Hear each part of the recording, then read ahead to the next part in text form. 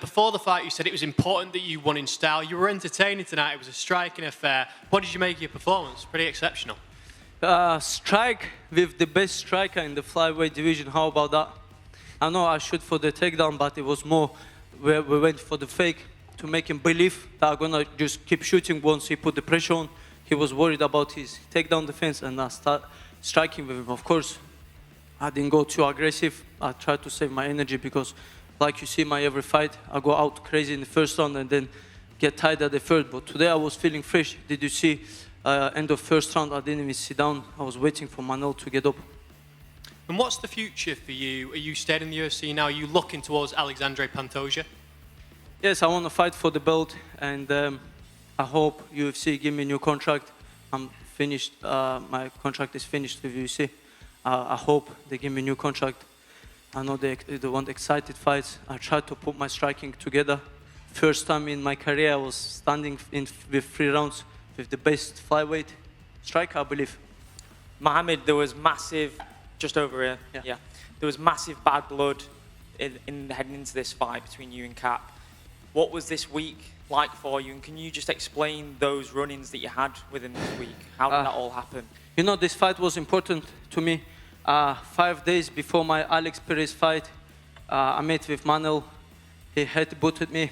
If you watch my Alex Perez fight, I went fight with cut with like 8 they stitch up my eyebrow. I went fight with Alex Perez. Everybody think I was boring wrestler, but I was shooting on my knees to open my cut, and nobody knew this. So we sorted, we shook hands with Manel, and in one of the whoever asked me about Las Vegas, I said it was between me and Kape stays in Vegas. And in the interview he said once he comes to Manchester, he gonna do it second time. So I couldn't come close to him in the hotel, so I told him, let's come take picture. And once he came, I dropped him, and I had to do it because I'm not somebody I'm not Alex Perez, I'm not other guys who somebody can bully me. I come from the roof background, like my life was tough, and I give no shit to anyone to bully me, you know. And in the cage as well, you guys almost started fighting before the bell had even rang as well. Kape had to be held back. Where? Just before the fight was started, Kape had to be held back. It's okay. We 2 men. We're there to fight. He's old, and we 2 men to fight. You know what else we should do? I know there's a UFC security and stuff, but we 2 men that he coming for what his, and I'm coming what's mine, and it's normal. Emotionally heading into this one, like I mentioned, there was a lot of bad blood. Yeah. How different was the build-up for you in comparison to your previous fights? Was it a bit draining? No, this is my 38th fight in my career, and I had stuff like this before, so I was not nervous. Come out calm and cool and calm and collective. You mentioned you want Pantoja, you want the belt. Are you prepared to now wait for your shot? Have you got a message to Dana? Dana, please give me a new contract. I'm young. I'm 23 years old, 7-0 in UFC. I don't know who done this apart from John Jones. I believe I was ready to fight for the flyweight belt against Pantoja. Our message, UFC matchmaker said I'm ready to step in, fight, but they said we got another guy, Steven Irsik. Okay, I fought Manel Kape. He was ranked below me, but I think he was more dangerous than Pantoja. Did they try to give you a new contract before this fight? They said they're gonna see how I perform. They don't want to see me keep shooting and taking somebody down, but I've done what I could do with like tonight. Yeah. They said they didn't like you shooting in there. Is that what they said? Yeah, they don't like this because they tried to get rid of flyweights before, and they don't want this kind of fight. But listen, I'm young. I'm still not in my prime. Like, if they want me to stand and bang with toe-to-toe with this, like, 30 years old grown man, I have to do what's best for me to win. What exactly happens in the hotel situation? Because his coach said that he thought you sucker punched him after you asked, or there was tried to be a photo opportunity with you guys.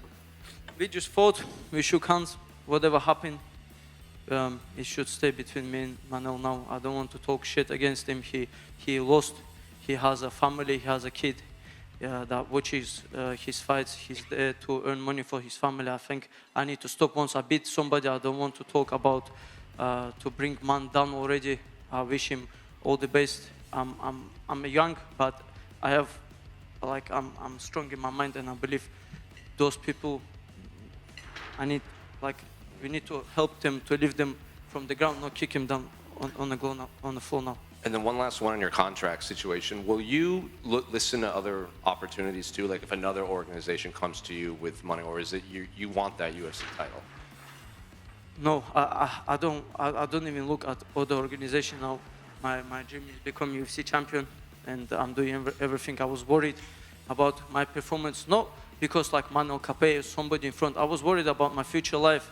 If I didn't perform well today, if I lose, maybe UFC kick me out, and I had a lot of pressure thinking about my future. I have to feed my family. I don't know what else I can do in my life apart from fighting in the best organization in the world. Hunter, Dana, Mig, they love me, you know, they have good relationship with me, but they just want highlights. Let's be realistic, they want highlights, KO, knockouts, the views, bring like pay-per-view, get money for the organization. This is their business. They want best for them. If they kick me out, they find another guy, I believe. But I have to evolve and get better every fight, and I think I show this from every fight. Mokaev said that his contract is up, and he made this interesting remark that said someone at the UFC told him to stop shooting for these takedowns so much, and maybe he'll get this contract that he wants. Is that true, and do you think you'll bring him back? Yeah, that's what we tell guys. We tell guys how to fight and tell them we've been doing this for a long fucking time. I'm sure one of the matchmakers probably said something to him or whatever, but yeah, the matchmakers aren't big fans of his for many different reasons. And not just there's a lot of people who shoot takedowns in this business. You know, a lot of guys that fight with that type of style, but it's a lot more than just that. But Mokaev is the guy that you'd want to bring back to the UFC because he said his contract is totally done now. Yeah, he is. He's under contract. He's not under contract anymore.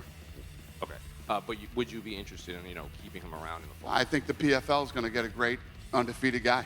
Really? Good luck to him. Yeah. What about Manel? Because we saw even before the fight even started, he was trying to run it. Mokaev, the security had to get in there before the first bell even rang. Yeah, because just so much dumb shit is happening. I mean, we couldn't even have a face-off. But it was one of those typical kind of fights. We've all seen this before over the years.